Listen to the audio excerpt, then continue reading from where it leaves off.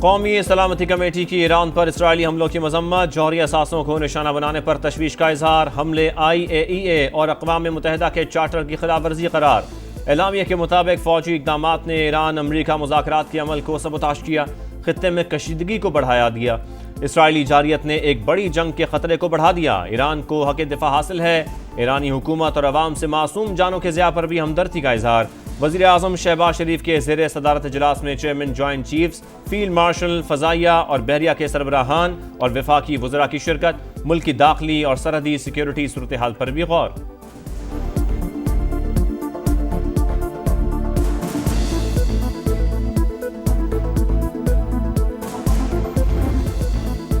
امریکہ کا ساتھ ملتے ہی نیتن یاہو آپے سے باہر، اسرائیل کا بھی ایران کے فردو جوہری پلانٹ پر حملہ، تہران میں سرکاری نشریاتی ادارے کے ہیڈ کوارٹر کے قریب بمباری، ایون جیل، شاہد بہشتی یونیورسٹی اور فوجی اہداف نشانہ، 2 فوجی ٹھکانوں پر حملے، شہید سیکیورٹی اہلکاروں کی تعداد 10 ہو گئی، شہداء میں اسلامی انقلابی گارڈ کور کے 7 ارکان اور 2 فوجی شامل، وسطی اور جنوبی علاقوں میں کئی عمارتوں کو نقصان پہنچا۔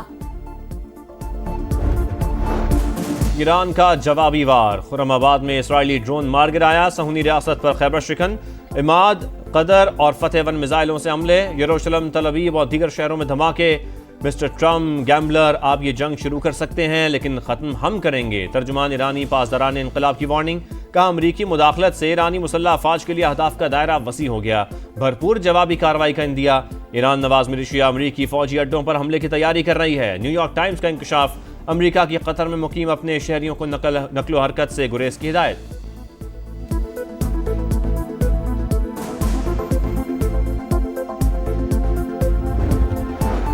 اسرائیل نے بہت بڑی غلطی کر دی، اسے مزید سزا دی جائے گی، ایرانی سپریم لیڈر کا حوصلہ بلند۔ ایرانی وزیر خارجہ کی ماسکو میں روسی صدر سے ملاقات، آیت اللہ خامنائی کا خط پہنچایا، ایران کے خلاف جارحیت بے بنیاد، مدد کی کوشش کریں گے، ملاقات موجودہ صورتحال سے نکلنے کا موقع فراہم کرے گی، روسی صدر پیوٹن کی گفتگو۔ عباس عراقچی نے کہا پرامن جوہری تنصیبات پر حملہ کر کے امریکہ نے عالمی قوانین کی خلاف ورزی کی، جوابی کارروائی جائز حق ہے۔ ایران پر حملے کے بعد نظام کی تبدیلی کی باتیں، امریکی صدر نے اشارہ دے دیا، کہا رجیم چینج کی اصطلاح سیاسی طور پر درست نہیں سمجھی جاتی، لیکن حکومت اگر ایران کو عظیم بنانے میں ناکام ہے تو پھر نظام تبدیل کیوں نہ ہو۔ ٹویٹ میں لکھا ہمارے حملے درست اور ہدف پر تھے، امریکی فوج نے شاندار مہارت کا مظاہرہ کیا۔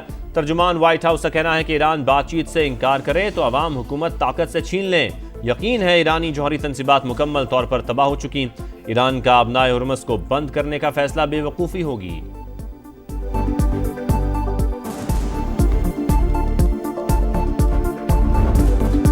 اسرائیل نے فلسطین، لبنان اور یمن پر حملے کیے، اب ایران کی باری آ گئی، خاموش رہے تو کل ہمارے لیے بولنے والا کوئی نہ ہوگا، بلاول بھٹو نے خبردار کر دیا۔ ایران کی جوہری تنصیبات پر حملہ عالمی قوانین کی خلاف ورزی قرار، کہا اسرائیل نے جھوٹ کی بنیاد پر ایران پر حملہ کیا۔ نیتن یاہو نے امریکہ کو عراق جنگ کی طرح ایران پر حملے کے لیے بھی ورغلایا، اسرائیلی حکومت کی خطے میں جارحیت کو روکنا ناگزیر ہو چکا، مودی نیتن یاہو کی سستی کاپی قرار، بھارت سنتاس معاہدہ مان لے یا جنگ کے لیے تیار رہے، چیئرمین پیپلز پارٹی کی دشمن کو بھی للکار، مزید کہا ہمارے دریاؤں پر ڈیم بنانے کی کوشش کی تو پاکستان جنگ کرے گا، پاک فوج دشمن کو ایک اور عبرتناک شکست دے گی۔ ایرانی سفیر رضا میری مقدم کی وزیر اعظم سے ہم ملاقات، ایران پر اسرائیل اور امریکی حملے کے بعد حالات پر بات چیت، شہباز شریف کی ایران کی جوہری تنصیبات کو نشانہ بنانے کی مذمت۔ کیا امریکہ کی بمباری میں ایران کا فردو جوہری پلانٹ مکمل تباہ نہیں ہو سکا؟ اسرائیل کے پلانٹ پر دوبارہ حملے کے بعد سوالات پیدا ہو گئے، فردو جوہری پلانٹ پر کتنا نقصان ہوا؟ معائنے کے لیے جنگ روکی جائے، سربراہ IAEA کی اپیل، کہا حملے کے بعد سائٹ پر بڑے بڑے گڑھے دیکھے گئے ہیں، اصفہان نیوکلیئر کمپلیکس کی سرنگ کے داخلی راستوں کو نشانہ بنایا گیا، رافیل گروسی کا مذاکرات پر زور۔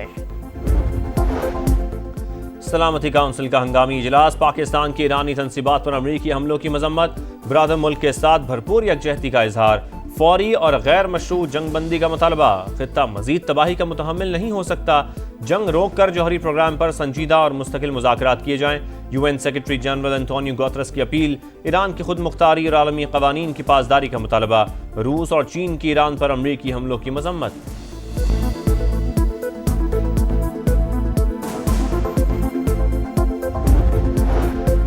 آبنائے ہرمز بین الاقوامی تجارت کے لیے اہم راستہ ہے، تنازعات سے نہ بچے تو عالمی اقتصادی ترقی پر گہرے اثرات مرتب ہوں گے۔ ترجمان چینی وزارت خارجہ کی نیوز بریفنگ۔ فریقین سے تحمل کی اپیل، ٹرمپ اور نیتن یاہو ہمیں تیسری عالمی جنگ کی طرف لے جا رہے ہیں۔ یورپی پارلیمنٹ میں اسپینش خاتون رکن کا جارحانہ خطاب، اسرائیل اور امریکہ انسانیت کے لیے سب سے بڑا خطرہ قرار، ایران سے اظہار یکجہتی کے لیے دنیا بھر میں مظاہرے، وائٹ ہاؤس کے باہر احتجاج، Los Angeles, New York, Canada, جرمنی اور پیرس کے عوام بھی سڑکوں پر۔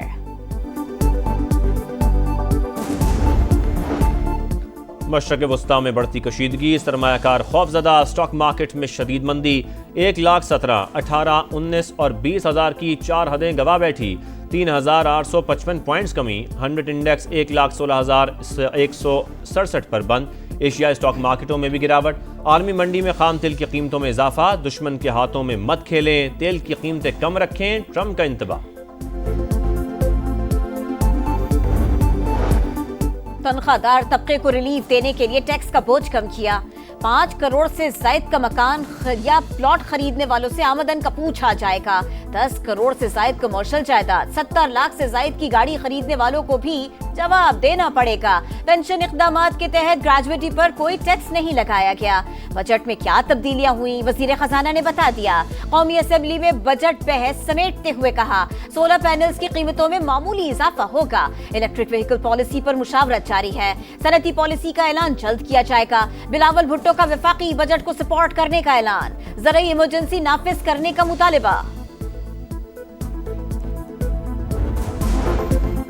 قومی اسمبلی اجلاس میں شدید ہنگامہ آرائی، نعرے بازی، اپوزیشن اور حکومتی ارکان میں ہاتھا پائی، پی ٹی آئی کے اقبال آفریدی کی امیر مقام اور حنیف عباسی سے لڑائی، وزیر خزانہ تک پہنچنے کی کوشش، لیگی اراکین رکاوٹ بن گئے، نثار جٹ اور آغا رفیع اللہ میں بھی تو تکار، معاملہ تفاہم و تفہیم سے حل، آغا رفیع اللہ نے نثار جٹ کی معذرت قبول کر لی۔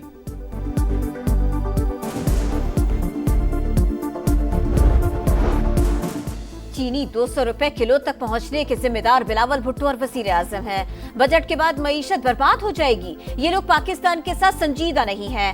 حکمران غریب آدمی کا گلا گھونٹ رہے ہیں۔ اپوزیشن لیڈر عمر ایوب کی گرج برس، بیرسٹر گوہر نے کہا، آپ نے پاکستان کے نام پر سیاست کی، پاکستان کے تحفظ کا سوال آئے تو سیاست نہ کریں، آپ کے پاس مینڈیٹ نہیں ہے۔ وفاقی حکومت چاہتی ہے بجٹ پاس نہ ہو تاکہ ایمرجنسی لگانے کا موقع ملے، سازش ناکام بنائیں گے۔ وزیر اعلیٰ علی امین گنڈا پور کا خطاب، کہا گورنر کے پی بھی سازش میں شریک ہیں، انہوں نے بجٹ پر دستخط نہیں کیے۔